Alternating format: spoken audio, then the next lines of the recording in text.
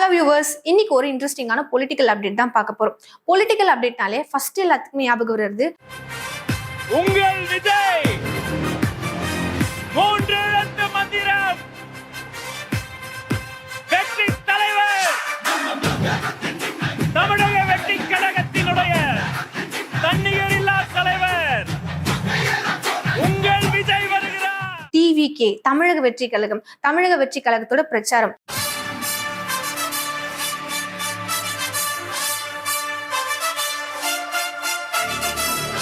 போன வாட்டியே பாத்தீங்கன்னா தமிழக வெற்றி கழகத்தோட பிரச்சாரம் வந்து பயங்கரமா மாநாடுக்கு ஈக்குவலா நடந்து முடிஞ்சிருந்துச்சு. ஆனா அதுல வந்து நிறைய நிபந்தனைகள் கொடுத்திருந்தாங்க.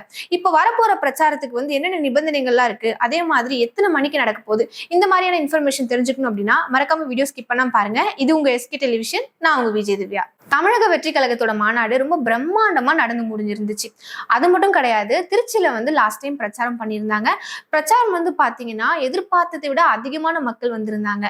அதையும் தாண்டி வந்து விஜய் அவர்கள் ஏர்போர்ட் வந்ததுல இருந்து அவங்கள ஃபாலோ பண்ணிட்டு வந்து அவங்களுக்கு நிறைய மரியாதை செஞ்சு அவங்க ஸ்பீச் வந்து கரெக்டா கேட்கிற வரைக்கும் நின்று ரொம்ப பொறுமையா பார்த்துட்டு இருந்தாங்க. இது யாருமே எதிர்பார்க்கல. ஏன்னா கடல் போல மக்கள் சூழ்ந்திருந்தாங்க. அவர் அழகா நின்று பிரச்சாரம் பண்ணியிருந்தது நம்ம எல்லாருக்குமே தெரிஞ்ச ஒரு விஷயம். நம்ம விஜய் அவர்களுக்கு மட்டும் தான் பாத்தீங்கன்னா நிறைய நிபந்தனைகள் கொடுத்திருந்தாங்க. என்னென்ன கொடுத்திருந்தாங்கன்னு பாத்தீங்கன்னா, ரோட் ஷோஸ் பண்ணக்கூடாது, அதிகமா ஸ்பீக்கர்ஸ் வைக்கக்கூடாது, அதே மாதிரி ஃபேன்ஸ் கூட வந்து இன்டராக்ட் பண்ணக்கூடாது, இப்படி நிறைய விஷயங்கள் சொன்னதுனால அந்த கட்சியில இருக்க பொதுச் செயலாளர் நிர்மல்குமார் என்ன பண்ணிருக்காருன்னு பாத்தீங்கன்னா ஒரு மனு ஒண்ணு கொடுத்திருக்காரு. அதுல அவர் என்ன சொல்லியிருக்காருன்னு பாத்தீங்கன்னா, எந்த கட்சி தலைவர்களுக்குமே இல்லாத அளவுக்கு விஜய் அவர்களுக்கு மட்டும் இவ்வளவு நிபந்தனைகள் நீங்க கொடுத்திருக்கீங்க அப்படின்ற மாதிரி சொல்லியிருக்காரு. அது ஆல்மோஸ்டா வந்து ஒரு காமன் பப்ளிக்குமே அதே ஒரு கொஸ்டின் தான். ஏன் வந்து விஜய்க்கு மட்டும் வந்து இவ்வளவு நிபந்தனைகள் கொடுத்திருக்காங்க, மத்த அரசியல்வாதிகளுக்கு இது கிடையாது அப்படின்ற மாதிரி. அதையும் தாண்டி இன்னொரு விஷயம் என்ன சொல்றாங்கன்னு பாத்தீங்கன்னா, மத்த இன்னொரு சைட் பீப்புள்ஸ் வந்துட்டு விஜய் அவர்களுக்கு வந்து ஓவர் கிரவுட் வருது, எம்ஜிஆருக்கு அப்புறம் வந்து இவருக்கு தான் நாங்க இப்படி பாக்குறோம், அதனாலதான் வந்து இவ்வளவு நிபந்தனைகள் அப்படின்ற மாதிரி சொல்றாங்க. பட் அதையும் தாண்டி இன்னும் ஒரு சில நிபந்தனைகள் சொல்லியிருக்காங்க. என்ன அப்படின்னா வந்து 30 மினிட்ஸ் மேல பேசக்கூடாது, 30 மினிட்ஸ் மேல பேசினீங்க அப்படின்னா நாங்க வந்து ஆடியோ கட் பண்ணிடுவோம் அப்படின்லாம் சொல்லியிருக்காங்க. பட் இதெல்லாம் வந்துட்டு ஒரு காமன் பப்ளிக்கா பார்க்கும்போது ஏன் இப்படி இவங்களுக்கு மட்டும் இப்படி பண்றாங்க மாதிரி நமக்குள்ளே ஒரு கொஸ்டின் இருக்கும் இல்லையா? இதெல்லாம் வந்து சோசியல் மீடியால வந்த ஒரு கொஸ்டின்ஸ். இப்போ இந்த மாதிரி ஒரு மனு கொடுத்திருக்காருல, இந்த மனுக்கு வந்து என்ன தீர்ப்பு சொல்லியிருக்காங்கன்னு பாத்தீங்கன்னா, கோர்ட்ல இருந்து என்ன சொல்லியிருக்காங்கன்னா, விஜய் வந்து ஒரு கட்சி தலைவர், அவர் தான் வந்துட்டு கூட்டத்தை கட்டுப்படுத்தணும். இப்போ வந்து ஏதாவது உயிர் சேதம் ஆயிடுச்சு அப்படின்னா வந்து யார் பொறுப்பேற்றுப்பா? அதே மாதிரி பொது சொத்துக்கள் வந்து நிறைய சேதமாகிருக்கு. விஜய் அவர்கள் வராங்க அப்படின்னா வந்துட்டு ஆட்டோமேட்டிக்கா கிரௌட் ரொம்ப கூடிடுறாங்க. சோ கண்டிப்பா வந்துட்டு இவர் இத்தனை நிபந்தனைகளையுமே கடைபிடிச்சா மட்டும்தான் வந்துட்டு பிரச்சாரம் பண்ண முடியும் அப்படின்ற மாதிரி கோர்ட் சைட்ல இருந்து சொல்லியிருக்காங்க. நாகையில வந்துட்டு பாத்தீங்கன்னா காலையில 11 மணிக்கு பிரச்சாரம் ஸ்டார்ட் ஆக போறதா சொல்லியிருக்காங்க.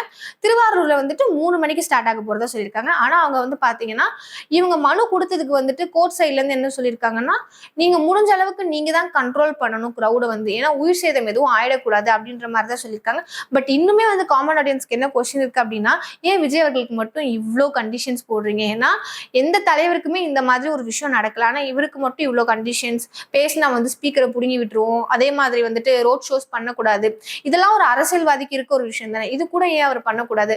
இன்னொரு காமன் ஆடியன்ஸ்க்கு என்ன ஒரு கொஸ்டின் இருக்கு அப்படின்னா, ஒருவேளை இத்தனை நிபந்தனைகள் இவங்க கொடுத்துட்டாங்க அப்படின்னா இவருக்கு வந்து ஓட்டிங்ஸ் அதிகமா வந்துருமோ, வாக்குகள் வந்து பொதுமக்கள் அதிகமா செலுத்திடுவாங்களோ, அதனாலதான் வந்து இவங்க இத்தனை நிபந்தனைகள் வந்து இவருக்கு மட்டும் போடுறாங்களோ சொல்லிட்டு இன்னொரு சைட் கொஸ்டின் மார்க்கும் இருந்துட்டு இருக்கு.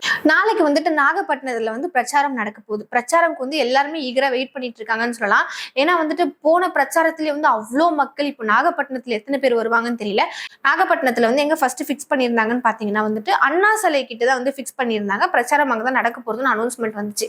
பட் அன்பார்ச்சுனேட்லி அங்க அப்ரூவ் பண்ணாத ஒரு ரீசனுக்காக இப்போ வந்து அங்கிருந்து அப்படியே மாத்தி புத்தூர் கிட்ட வச்சிருக்காங்க. அங்கதான் வந்து பிரச்சாரம் நடக்க போகுது. அதே மாதிரி திருவாரூர்ல வந்து 3 மணிக்கு நடக்க போறதா வந்து அனௌன்ஸ்மெண்ட் கொடுத்திருக்காங்க. இந்த பிரச்சாரத்திலயும் பாத்தீங்கன்னா ஆப்வியஸா வந்து 26 நிபந்தனைகள் இருக்கிறதா சொல்றாங்க. இது எல்லாமே வந்து அவங்க கடைபிடிக்கணும் அப்படின்ற மாதிரி. அதே மாதிரி டிவிகே சைட்ல இருந்துமே வந்து ஒரு சில ரெக்வஸ்ட் வந்து ஆடியன்ஸ் கிட்ட வச்சிருக்காங்க.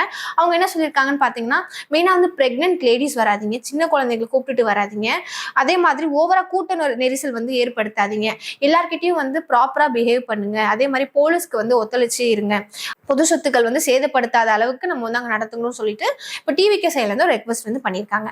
நாளைக்கு வந்து பாத்தீங்கன்னா நாகப்பட்டினத்துல நடக்க போதில்ல, ஏற்கனவே பாத்தீங்கன்னா திருச்சிலையும் சரி அரியலூர்லயும் சரி ரொம்ப சூப்பராகவே வந்து பிரச்சாரம் பண்ணி முடிச்சிருந்தாங்க. திருச்சியில வந்து எக்ஸ்பெக்ட் பண்ணது முடியாத அளவுக்கு க்ரௌட். அதே மாதிரி அரியலூர்ல பாத்தீங்கன்னா நைட்டு வரைக்குமே நின்று தொண்டர்கள் வந்து விஜய்க்காக நின்று அவங்க பேசுறத வந்து கேட்டுட்டு போனாங்க. நாளைக்கு வந்துட்டு எவ்வளவு க்ரௌட் வர போறாங்க, நாளைக்கு வந்து எப்படி வந்து இருக்க போகுது எல்லாமே, ஏன்னா 26 நிபந்தனைகள் இருக்கு. ஸோ அது எல்லாமே வந்து கரெக்டா ஃபாலோ பண்ணி எப்படி நடக்க போகுது பிரச்சாரம், விஜய் அவர்கள் என்னென்னலாம் பேச போறாங்க. ஏன்னா லாஸ்டே பாத்தீங்கன்னா மாநாடுலயும் சரி அவர் பண்ண பிரச்சாரத்திலயும் சரி எல்லாமே ஓப்பனா ஸ்ட்ரெயிட்டா பேசியிருந்தாரு. அதே மாதிரி நாளைக்கும் வந்து அவர் பேசுவாரு, நிறைய விஷயங்களை வந்து அவர் எடுத்து முன் வச்சு சொல்லுவாருன்னு சொல்லிட்டு மக்கள்கிட்ட இப்போ ஒரு கருத்து இருந்துட்டு இருக்குன்னு சொல்லலாம். சோ நீங்க சொல்லுங்க மக்களே, விஜய் அவர்களுக்கு மட்டும் இத்தனை நிபந்தனைகள் வச்சிருக்காங்க. ஒரு செட் ஆஃப் பீப்புள்ஸ் என்ன சொல்றாங்கன்னு பாத்தீங்கன்னா, விஜய் அவர்கள் வந்துட்டு ஒரு பெரிய ஸ்டார், அதையும் தாண்டி வந்து அவர் இப்போ அரசியல் வந்து ஒரு பெரிய இடத்துல இருக்காரு.